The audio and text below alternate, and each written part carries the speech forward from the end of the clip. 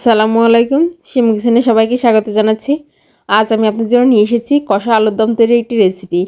আর এই আলুর দমটা আপনারা সকালের নাস্তায় লুচি, পরোটা, এমনকি কড়াইশুঁটির কচুরির সঙ্গে পরিবেশন করতে পারেন। এটা আপনারা সকালের নাস্তায়, বাচ্চাদের স্কুলের টিফিনে, এমনকি সন্ধ্যার নাস্তায় ব্যবহার করতে পারেন। আর এই আলুর দমটা খেতে এতটাই টেস্টি হয় যে আপনারা বাসায় একবার তৈরি না করলে বুঝতে পারবেন না।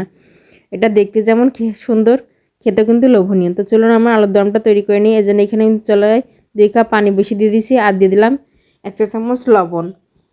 এবার এর মধ্যে দিয়ে দিচ্ছি আগে থেকে খোসা ছাড়িয়ে ধুয়ে পরিষ্কার করে রাখা ছোট ছোট আলু।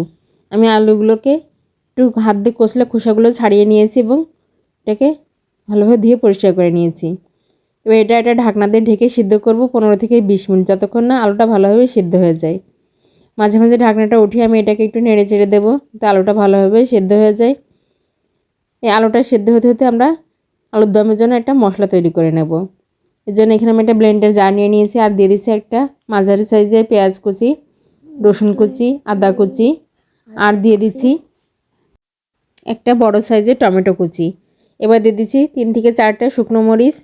এবার সামান্য একটু পানি দিয়ে একটা স্মুথ পেস্ট তৈরি করে নেব। এখানে খুব বেশি পানি দেওয়ার দরকার নেই, 2 টেবিল চামচ পরিমাণ পানি দিলেই হবে। এবার আমি এটাকে একটা স্মুথ পেস্ট তৈরি করে নেব। এদিকে আমার আলুটা সিদ্ধ হয়ে গেছে। এবার এটাকে এর মধ্যে থেকে তুলে নিচ্ছি। তুলে একটা সাইডে রেখে হালকা একটু ঠান্ডা করে নেব। তারপর একটা কাঁটা চামচ দিয়ে হালকা একটু কেচে দেবো, এতে করে মশলাটা ভালোভাবে ঢুকবে।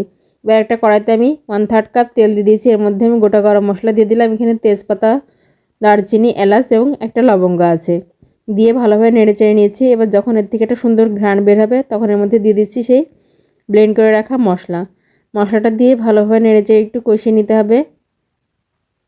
এই মশলাটা কষানোর পরেই কিন্তু আপনার আলুর দমের টেস্টটা নির্ভর করে। এই মশলাটা দিয়ে ভালোভাবে এটাকে কষিয়ে নেব। ভালোভাবে এটাকে নেড়ে চেড়ে নিচ্ছি। এবার এর মধ্যে আমি অন্যান্য গুঁড়া মশলাগুলো দিয়ে দিচ্ছি। প্রথমে দিয়ে দিচ্ছি 1/2 চা চামচ ধনে গুঁড়ো, তারপর 1/2 চা চামচ জিরে গুঁড়ো, 1/2 চা চামচ লবণ, 1/2 চা চামচ হলুদ গুঁড়ো। এবার এই সমস্ত উপকরণগুলো আমি আবারও ভালোভাবে নেড়ে চেড়ে কষিয়ে নিচ্ছি। এরপরে চুলার আঁচটা একটু লোতে রাখবেন, যাতে আপনার মশলাগুলো পুড়ে না যায়। আমার মশলাটা কষানো হয়ে গেছে, তেলটা উপরে উঠে এসেছে দেখুন। এবার এর মধ্যে আমি দিয়ে দিচ্ছি 1.5 কাপ পানি। এখানে খুব বেশি পানির প্রয়োজন নেই, আমি 1.5 কাপ পানি দিয়ে দিয়েছি। এবার অপেক্ষা করব পানিটা ভালোভাবে ফুটে ওঠার জন্য। দেখুন এটা কিন্তু ফুটে উঠতে শুরু করেছে। এটা ভালোভাবে ফুটে উঠলে এর মধ্যে আমি দিয়ে দেবো সেদ্ধ করে রাখা সেই আলুটা। আমি আবার বলছি, আমি আলুটার গায়ে কিন্তু কাঁটা চামচ দিয়ে হালকা একটু ফুটো করে দিয়েছিলাম, এতে করে এই মশলাগুলো আলুর মধ্যে খুব ভালোভাবে প্রবেশ করবে। আলুটা দিয়ে ভালোভাবে নেড়ে চেড়ে মিক্স করে নিচ্ছি।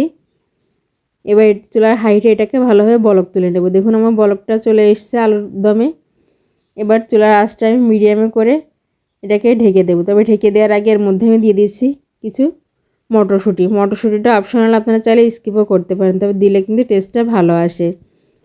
আমি মটরশুঁটিটা দিয়ে আবারও নেড়ে চেড়ে এবার এটা ঢাকনা দিয়ে এটাকে ঢেকে রান্না করব যতক্ষণ না পানিটা একটু কমে যায়। এটাতে খুব বেশি পানি থাকবে না। মাঝে মাঝে ঢাকনাটা খুলে একটু নেড়ে চেড়ে দেবেন।